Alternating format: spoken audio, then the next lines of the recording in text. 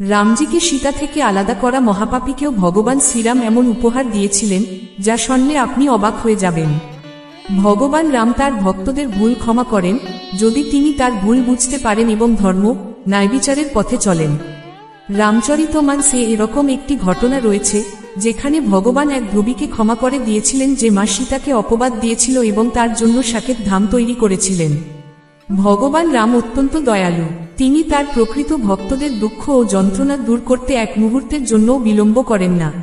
ভগবানের পরম ভক্ত ভগবান হনুমান যেমন শ্রীচরণে স্থান পেয়েছেন, তেমনি যারা ভগবানকে নিজের শরীর ও মন উৎসর্গ করেন তারাও রামজির চরণে স্থান পেয়েছেন। কেউ যদি এ পর্যন্ত অধার্মিকতা ও অনৈতিকতার পথ অবলম্বন করে থাকেন, তাহলে তিনি ধর্ম ও আধ্যাত্মিকতার পথ অনুসরণ করে শ্রীরামের কৃপায় উপকৃত হতে পারেন।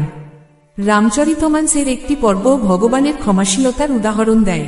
যখন ভগবান সেই মহান পাপীকে ক্ষমা করে দিয়েছিলেন যিনি মা সীতাকে নিজের থেকে দূরে রেখেছিলেন এবং তার জন্য আলাদা সাকেত ধাম তৈরি করেছিলেন। ভিডিওটি ভালো লাগলে চ্যানেলটি সাবস্ক্রাইব করুন। লঙ্কা বিজয়ের পর রামচন্দ্রজি যখন অযোধ্যায় ফিরে আসেন, তখন প্রভু জানতে পারেন যে একজন ধোবী মা সীতাকে অপমান করছেন। তিনি বলেছিলেন যে মা সীতা অনেক দিন লঙ্কায় ছিলেন, এরপরেও শ্রীরাম তাকে গ্রহণ করে নিয়েছিলেন। ধোবীর কথা শুনে শ্রীরাম খুব দুঃখ পেয়েছিলেন।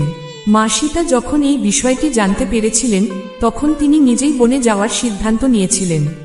সুতরাং ধোবীর নিন্দার কারণে রামজিকে মা সীতার থেকে নিজেকে দূরে রাখতে হয়েছিল। গল্পটি ভগবান রামের ক্ষমাশীলতার বর্ণনা দেয়। ভগবান যখন অযোধ্যা থেকে তার সাকেত বৈকুণ্ঠ ধামের দিকে যাচ্ছিলেন, তারপর বলা হয় যে অযোধ্যার সমস্ত বাসিন্দা, পশু, পাখি, গাছ এবং গাছপালাও ভগবানের সঙ্গে যেতে শুরু করে। সকলেই পৃথিবী থেকে পরিত্রাণের জন্য প্রভুর সঙ্গে যাচ্ছিল। যে ধোবী মা সীতার নিন্দা করেছিলেন, সেও সমস্ত মানুষের সঙ্গে ছিলেন। গল্পে বলা হয়েছে যে সবাই যখন একের পর এক সাকেত ধামে প্রবেশ করছিল, তখন ধোবী ও নম্বর আসে।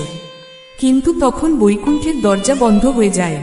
বৈকুণ্ঠের দ্বাররক্ষী বলেছিল যে ভগবান আপনি এর হাত ধরে রাখতে পারেন, কিন্তু এ মা সীতার নিন্দা করেছে, তাই সাকেত ধামে এই মহাপাপীর কোনো স্থান নেই।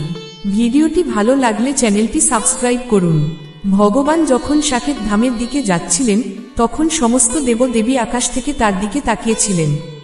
ধোবী যখন সাকেত ধামে জায়গা পাননি, তখন ব্রহ্মজির মনে হয়েছিল ভগবানের উচিত নয় তাকে ব্রহ্মলোক পাঠানো।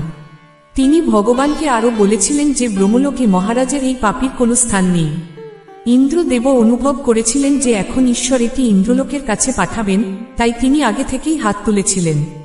তিনি একই কথা পুনরাবৃত্তি করেছিলেন যে এই পাপী ইন্দ্রলোকে থাকার যোগ্য নয়। ধ্রুব ভেবেছিলেন যে এটি সাকেত ধামে যায়নি এবং এটি রুক্ষলোক এবং ইন্দ্রলোকের মধ্যে স্থান পায়নি, অর্থাৎ এখন ঈশ্বর এটিকে ধ্রুব লোকের কাছে পাঠাবেন। এর আগে তিনি তা গ্রহণ করতে অস্বীকার করেছিলেন। শুধু তাই নয়, বিভিন্ন দেবতা তাদের নিজ নিজ জগতে ধোবীকে স্থান দিতে অস্বীকার করেছিলেন। ভগবান কিছু না বলে শুধু হাসছিলেন যে যমরাজারও বলেছিলেন যে পাপীদের যমলোকের কাছে পাঠানো হলেও একজন মহান পাপী মাকে দোষী করে, এখানে তার কোন স্থান নেই। এই কথা শুনে ধোবীর মন খারাপ হয়ে যায়। তিনি অনুভব করেছিলেন যে কিভাবে তিনি এত বড় পাপ করেছেন যে তিনি জমপুরীতেও জায়গা পাচ্ছেন না। ভিডিওটি ভালো লাগলে চ্যানেলটি সাবস্ক্রাইব করুন।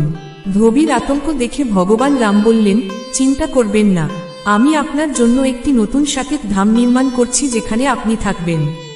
গল্পে বলা হয়েছে যে ভগবান ধোবীর জন্য একটি পৃথক সাকেত ধাম তৈরি করেছিলেন।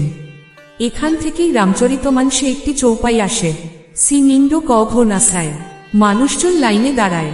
যদিও ধোবীর জন্য একটি পৃথক সাকেত ধাম নির্মিত হয়েছিল, তবে বিশ্বাস করা হয় যে সেখানে কোনো দেবতা বা দেবী নেই। কেউ তাকে দেখতে পায় না, কেউ তাকে শুনতে পায় না। প্রিয় বন্ধুরা, ভিডিওটি ভালো লাগলে চ্যানেলটি সাবস্ক্রাইব করুন। সবাই সুস্থ থাকুন, সুন্দর থাকুন।